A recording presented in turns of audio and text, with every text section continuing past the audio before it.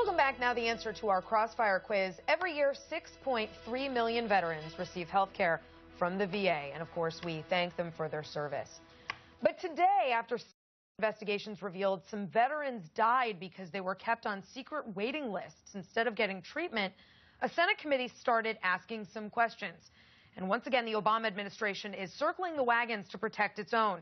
President Obama says he still has faith in Veterans Affairs Secretary Eric Shinseki, just like he stood by Kathleen Sebelius during the glitches and Hillary Clinton after Benghazi. Just this week, Attorney General Eric Holder said the Justice Department has no plans to investigate the mess at the VA. He's content to sit back and let the VA investigate the VA.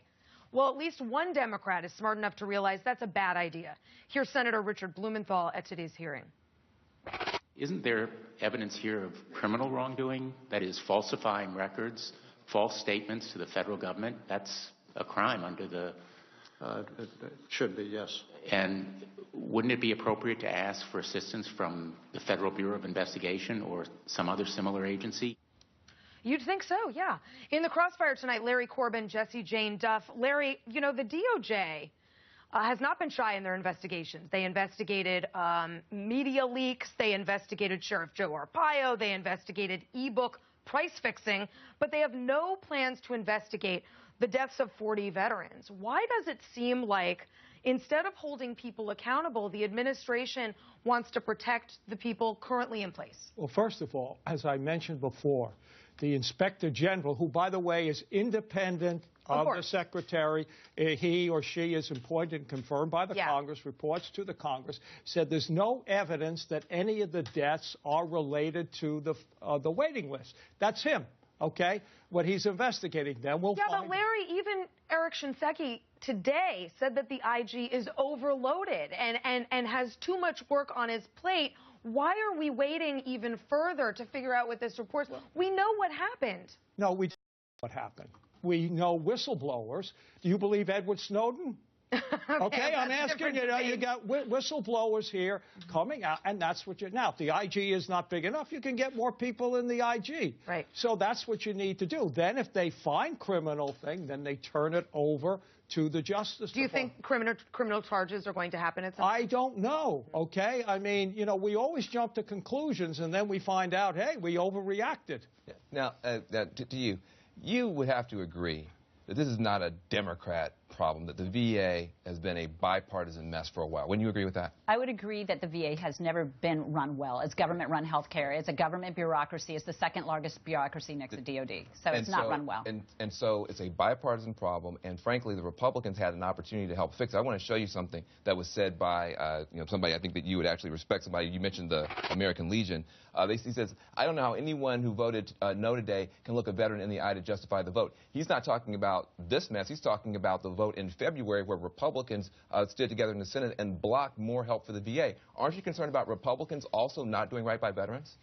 That's a misleading argument what you're saying there, because more help for the VA was also going to allow more veterans into the system who didn't even have service-related disability. You cannot have a system that can't even take care of those with service-related disability and have everybody who checked the box and was a desk jockey get into the VA. They can't handle what they've got. So that's a misleading argument. I do believe that the VA is being mismanaged and has increased in that in the last 5 years significantly. Wait.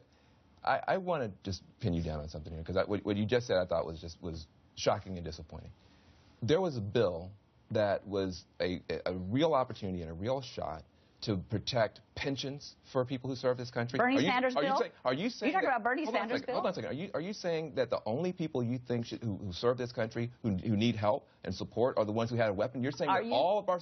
What I said. That's not what I said. Are you calling them desk jockeys? Are you calling them desk jockeys? Is that Bernie Sanders bill you're talking about? Yes. Because Bernie Sanders bill wanted to allow everybody who served to go into the VA medical system, and you can't do that. The VA is set up for service-related disability. If you served 4 years and you got hurt, you can get service, but you can't just come back 60 years later and say, I served 20 years ago, and you need to get served by the VA. It's not, it's service-related disability. The VA, you got it wrong. The VA allows you, if you have served and you have financial problems where you can't get it, they let people in like that.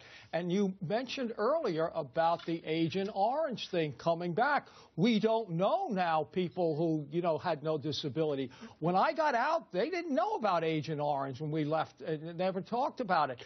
A couple of years ago, I came down with colon cancer, and the doctor said it was probably Agent Orange. I didn't go to the VA because, thank God, I work at a place that has good health insurance. But you don't know. And that's what Bernie Sanders' bill was trying to say. 22 million veterans in this country, and they can't even serve the 6 million that we have now. You're going to saturate a system that would collapse it. Well, that's what I'm saying. Let me address that. I mean, some have argued, and some are continuing to argue, that this is Republicans blocking votes and a lack of funding on the part of Republicans. And a panel of experts today resoundingly rejected the idea that this is an issue of funding. The VA has increased its funding, doubled it, in fact, between 2001 and 2013. It's got 300,000 employees. This isn't an issue of funding and staffing. Isn't this an issue, as we said, of unwieldy bureaucracy that cannot be managed? Well, there's no doubt about the fact that it's a giant bureaucracy and we've had trouble managing it. But I would argue it's getting much better. Since Rick Shinseki's been in there, the number of people receiving care is up 20%, okay? His budget isn't up 20%. You were going back to 2001.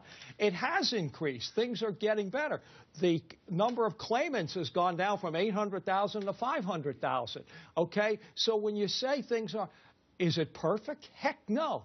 And I think we need to, when we go to war, regardless of whom, to count that as a cost, because you owe it to those men and women for all of the time. Very good. Well, stay here. We want to get you guys at home in on this argument. And please weigh in on our fireback question. Do you think at home, should Secretary Shinseki resign from the Department of Veteran Affairs over this? Tweet yes or no using hashtag Crossfire. Going to give you the results after the break. We also are going to have